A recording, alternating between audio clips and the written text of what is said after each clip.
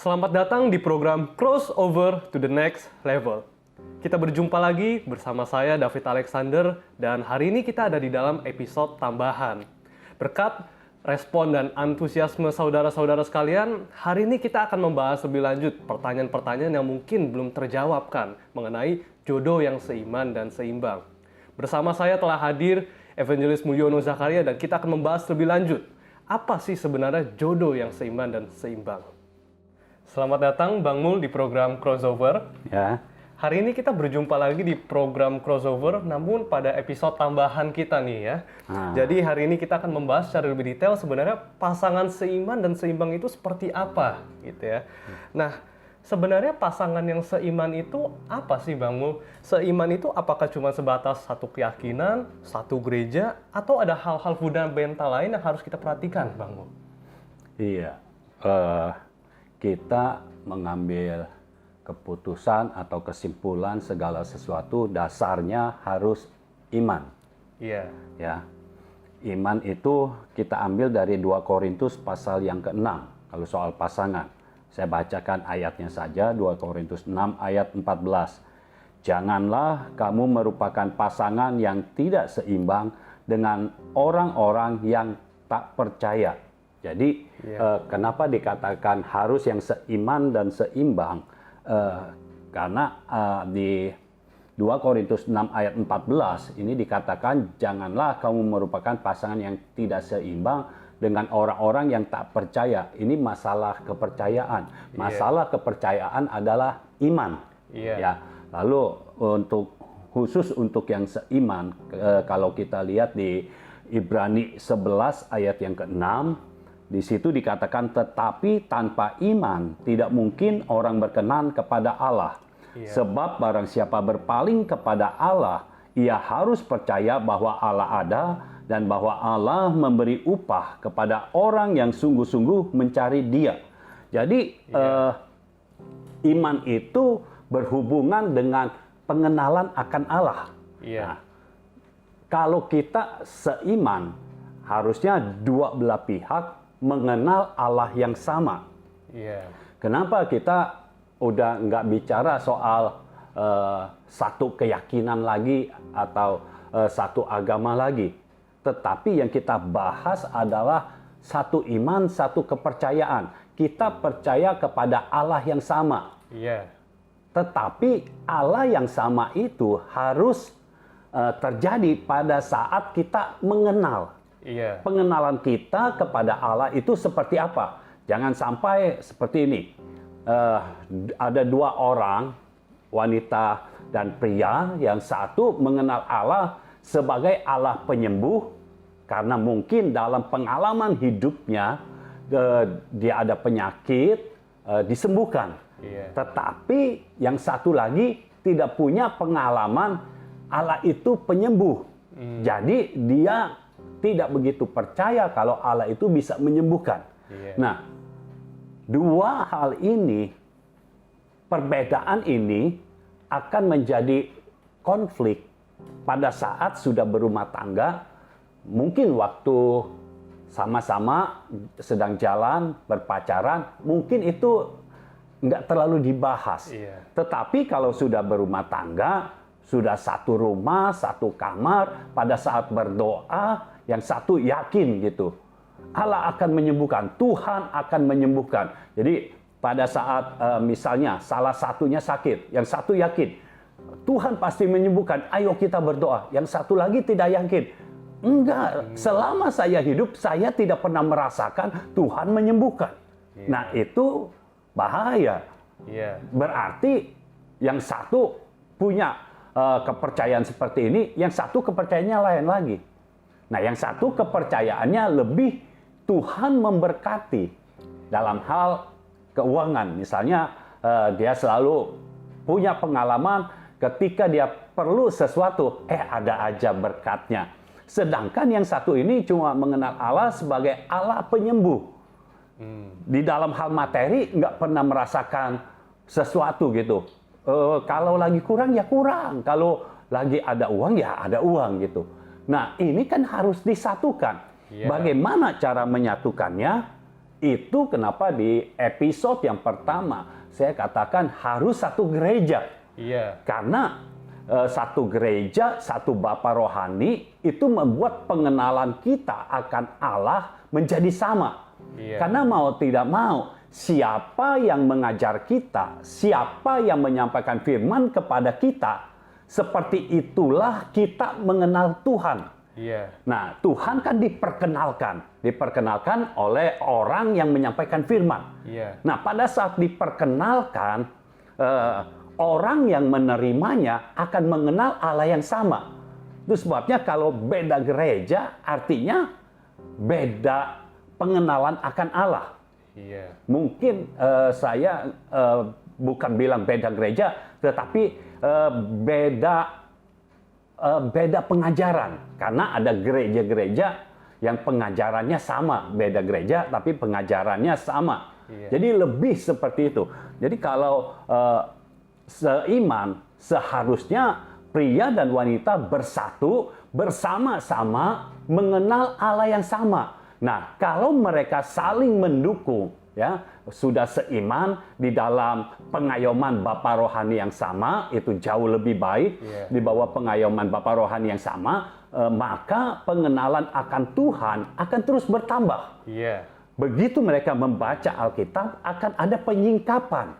Karena mengenal Allah, mengenal Tuhan sebagai yang menyingkapkan firman, yang memberikan pewahyuan, pengertian, hikmat, dan akal budi. Kalau semua sudah sama, dasarnya sudah sama, ketika membaca Alkitab, Alkitab terbuka begitu saja, ada penyingkapan dari Tuhan, sehingga pengenalan akan Tuhan terus bertambah. Nah, waktu yang si A bertambah, si B akan mengikuti. Karena sama pengajarannya.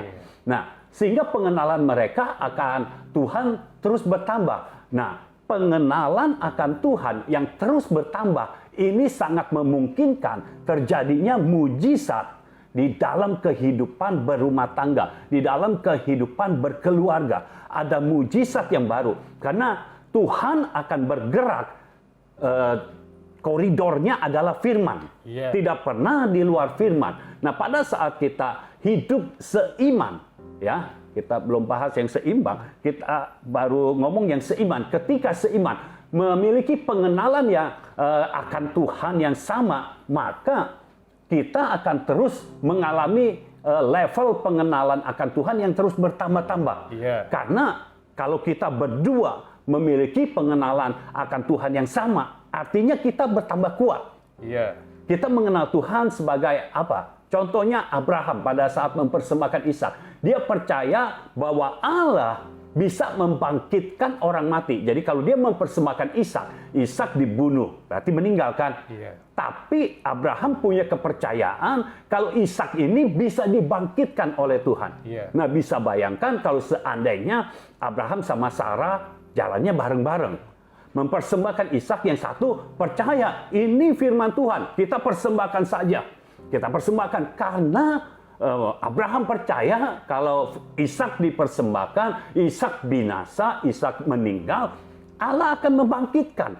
Tetapi Sarahnya tidak percaya. Tidak percaya. Ya, memang Tuhan bisa membangkitkan, tapi kita tidak pernah melihat orang yang mati dibangkitkan. Nah, ini pengenalannya berbeda, sehingga untuk melakukan tugas yang berasal dari Tuhan, ini maju mundur, akhirnya tidak ada satu tugas pun yang bisa diselesaikan. Sehingga apa yang Tuhan mau dari hidup kita, itu tidak bisa diselesaikan semua. Jadi kita hidup sama seperti orang-orang pada umumnya hidup. Kita berumah tangga sama seperti orang-orang pada umumnya berumah tangga. Padahal Tuhan mau kita kalau berkeluarga, kita berumah tangga, sebisa mungkin kita menjadi contoh, menjadi pola bagi keluarga-keluarga lainnya, bagi pasangan-pasangan lainnya. Nah, kalau kita seperti ini, otomatis kita tidak bisa menjadi contoh. Kita malah mencontoh orang lain. Ya. Nah, ini yang Tuhan nggak bisa memberkati lebih lagi karena dasarnya itu loh yang belum sama. Tapi kalau sudah sama, percayalah. Karena dua institusi ini yang Tuhan sangat concern. Pertama gereja, yang kedua adalah keluarga. Jadi kalau kita hidup berkeluarga, kita benar-benar seiman. Seiman dalam arti kata bukan di KTP agamanya sama, bukan. Tetapi seiman yang menandakan level pengenalan akan Tuhan itu sama. Memiliki pengenalan akan Tuhan itu sama. Nah, pada saat seperti itu, Tuhan pasti terus mewahyukan dirinya. Sehingga kita akan mengalami level pengenalan akan Tuhan yang bertambah lagi. Pada saat level pengenalan akan Tuhan terus bertambah, maka mujizat demi mujizat akan terjadi. Nah, mujizatnya terus berkembang. Terus ada yang baru, sehingga keluarga kita itu benar-benar menjadi keluarga yang tidak pernah tidak ada ribut yang besar, tidak ada konflik yang berkepanjangan karena level pengenalan akan Tuhannya sama. Ya, kira-kira seperti itu kalau untuk yang seiman. Oke, Bang Mul. Tadi yang paling penting seiman itu adalah level pengenalan kita akan Tuhan, gitu ya, Bang Mul? Iya. Oke. Nah, tadi kita sudah bicara tentang seiman. Sekarang kita coba bahas tentang yang seimbang ya. Sebenarnya seimbang itu apakah cuma sekedar kita punya taraf hidup yang sama, atau bahkan level kerohanian kita harus sama, atau pendidikannya sama gitu? Atau gimana nih maksudnya seimbang itu seperti apa, Bang Mul? Ya. Kalau bicara taraf hidup, artinya soal ekonomi ya. Perekonomian antara pria dan wanita sama. Kalau sama namanya seimbang. Kalau ukurannya itu, kita harus tahu ekonomi itu naik turun. Tidak usah kita. Suatu bangsa aja naik turun. Sekarang lagi pada minus. Ya, tapi nanti pada naik lagi, ya, nanti surplus lagi. Nah, apalagi kita, ya, perekonomian dalam suatu keluarga atau dalam hidup seseorang akan naik turun.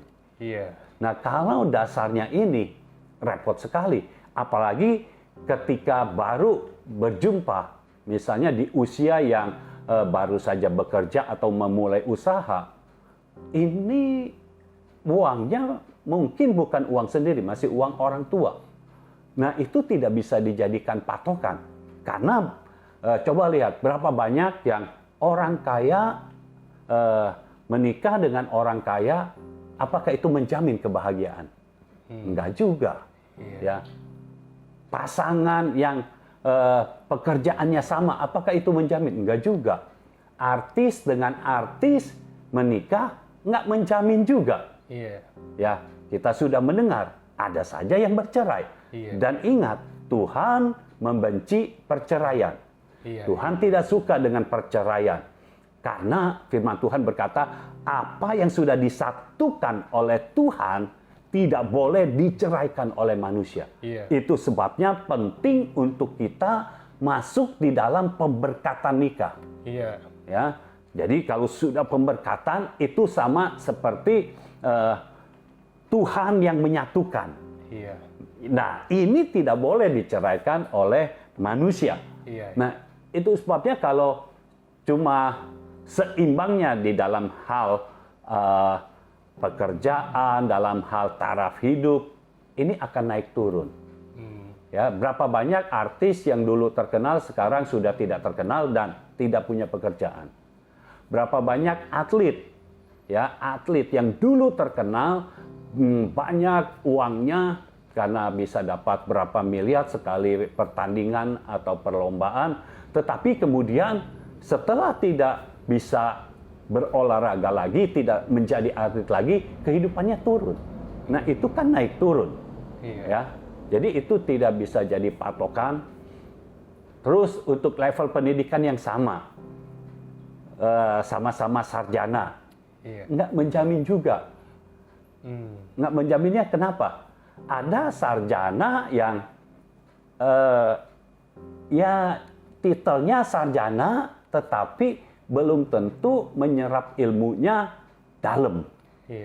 Ya, nanti akhir-akhirnya bukan hanya lihat pendidikannya yang sama, nanti lihat IP-nya yang sama lagi. Waduh, kalau lihat IP-nya yang sama, ini makin sedikit aja carinya. Iya. Nah, kalau makin sedikit, makin susah. Ya. Terus bisa bayangkan kalau 2 orang pintar ada dalam satu rumah. Bisa bayangkan apa yang akan terjadi. Dua-duanya pintar. Yang satu bilang A. Kalau orang pintar biasanya kalau udah ngomong A, dia yakin akan A. Pasangannya pintar lagi, dia bilang B. Nah, ini siapa yang mau mendamaikan? Karena dua-duanya pintar. Jadi level pendidikan, taraf hidup, perekonomian bukan ukurannya.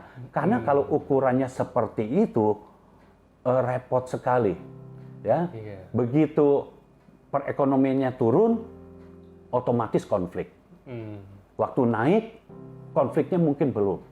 Tetapi ada juga orang yang begitu perekonomian naik, malah jadi ada konflik yang baru. Karena belanjanya sudah mulai beda.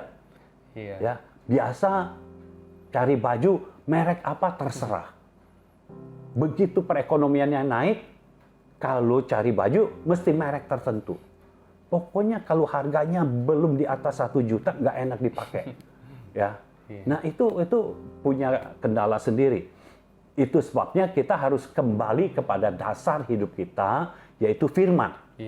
Nah, jadi kita baca lagi di 2 Korintus pasal 6 ayat yang ke-14.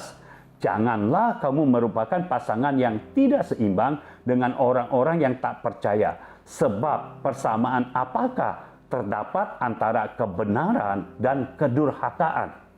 Ya. Kebenaran dan kedurhakaan. Dalam bahasa yang lain, kedurhakaan ini adalah orang yang tidak mau hidup dalam hukum. Jadi orangnya tidak suka akan peraturan. Gitu. Ya, kedurhakaan itu sama seperti itu di terjemahan yang lain. Jadi antara kebenaran dan orang yang tidak mencintai hukum, dalam hal ini adalah hukum-hukum Tuhan atau firman Allah. Nah, yang satu percaya kepada kebenaran kalau firman Allah itu benar-benar adalah firman Tuhan gitu. Benar-benar firman yang hidup. Jadi dia percaya kalau firman sudah diberikan itu akan terjadi. Nah, harus dasarnya seperti ini. Firman kita harus seimbang di dalam kebenaran. Karena tidak mungkin yang satu mencintai kebenaran, yang satu tidak mencintai kebenaran. Nah, kebenaran itu kembali lagi hasil dari pengajaran.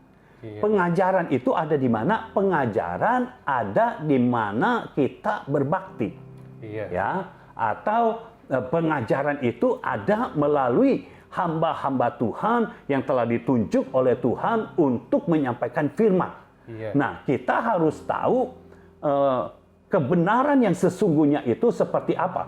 Jadi, pengajaran yang disampaikan oleh seorang hamba Tuhan, kita harus pastikan yang pertama adalah hamba Tuhannya itu ini benar-benar utusan dari sorga atau bukan. Ini benar-benar menyampaikan isi hati Tuhan atau bukan. Karena kita perlu seseorang yang menyampaikan isi hati Tuhan. Sehingga kita sebagai orang, sebagai umat yang mendengarkannya, kita tahu isi hati Tuhan. Pada saat kita mengerti isi hati Tuhan dan kita bergabung, menyatu dengan orang yang mengerti isi hati Tuhan juga, nah ini menjadi seimbang. Pengajarannya seimbang. Bayangkan sekarang kalau ada pengajaran yang berkata kita tidak perlu menabung, ya, karena kita harus hidup oleh iman. Jadi kita tidak perlu menabung. Dari sehari ke sehari, pokoknya berdasarkan iman aja, gitu. Lalu kemudian yang satu lagi berkata kita harus menabung karena untuk masa depan kita harus menabung. Dan ada ayatnya lagi. Firman Tuhan berkata, kita menabung sedikit demi sedikit. Lama-lama kita bisa menjadi banyak, menjadi kaya. Nah, Kalau ada pengajaran yang berbeda seperti ini, kita mau seperti apa? Ya, artinya tidak seimbang. Nah, kalau mau seimbang, hidupi pengajaran yang sama. Jangan pengajaran yang berbeda. Nanti pada saat masuk di dalam pernikahan, ini akan jadi salah satu masalah yang cukup besar. Karena yang satu akan berkata, udah kita nggak usah nabung. Kita percaya kepada Tuhan, kita hidup oleh iman. Yang satu lagi, nggak bisa, kita mesti nabung. Kalau kita tidak nabung, lah nanti masa depan kita bagaimana? Kita mau melakukan apa-apa, nggak bisa kalau nggak ada tabungan. Nah, untuk mencocokkan mereka berdua, ini baru satu hal. Udah susah. Gimana hal yang lainnya lagi? Ya, belum kalau yang wanita dan yang pria, ini kan sama-sama punya keluarga. Ya, masing-masing punya keluarga. Belum masuk ke keluarga yang wanita masuk ke keluarga yang pria masuk ke keluarga yang wanita, itu akan lebih kompleks lagi. Itu sebabnya seorang pria dan seorang wanita yang mau disatukan, ya, menjadi jodoh, pilihlah yang seiman dan seimbang. Tapi seiman dan seimbang bukan ukuran dari dunia. Ya, tetapi ukurannya dari firman Tuhan. Nah, saya mendapati begini, ada orang yang SMP saja tidak lulus, tapi pintarnya minta ampun. Kenapa? Karena rupanya waktu dia SMP, ya kira-kira kelas 2, Tuhan panggil dia. Tuhan panggil dia untuk masuk di dalam pelayanan.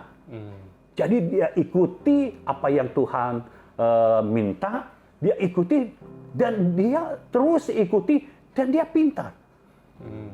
Orang-orang yang sudah kuliah kalah pintar sama dia. Nah, artinya ada orang-orang yang Tuhan bisa pakai walaupun pendidikannya hanya cuma SMP atau SMA, tetapi Tuhan bisa berikan hikmat dan dia bisa lebih pintar dari yang lainnya. Nah, ini kan nggak bisa diukur. Kalau diukur, dia lulusan SMP, terus dia cari sama orang yang lulusan SMP, dan pas dapat yang lulusan SMP ini, dia nggak lulus karena malas belajar. Ya repot. Yang ini sangat tidak seimbang. Jadi level pendidikan itu tidak menjamin untuk orang yang akan bersatu menjadi berbahagia. Kan kita maunya berbahagia dong. Ya, kita mau sorga turun atas hidup kita. Kita tidak mau ada neraka di bumi. Kita mau sorga turun atas hidup kita. Itu yang seimbang. Oke. Nah, sebenarnya kalau perbedaan usia itu termasuk prinsip seimbang nggak, Bang Mul? Kan soalnya belakangan ini kan, pasangan yang perbedaan usia yang jauh itu ada banyak gitu, Bang Mul. Iya. Di Alkitab tidak ada ayat firman. Saya coba cari-cari ayat firman dari dulu tentang usia. Tidak ada yang membatasi usia tertentu gitu. Tetapi ya kita harus tahu, jangan sampai yang satu usianya sudah 60 tahun, yang satunya lagi masih 15 tahun. Ya itu udah terlalu jauh gitu. Ya. Tetapi kan ada yang perbedaan usianya cukup lebar gitu ya.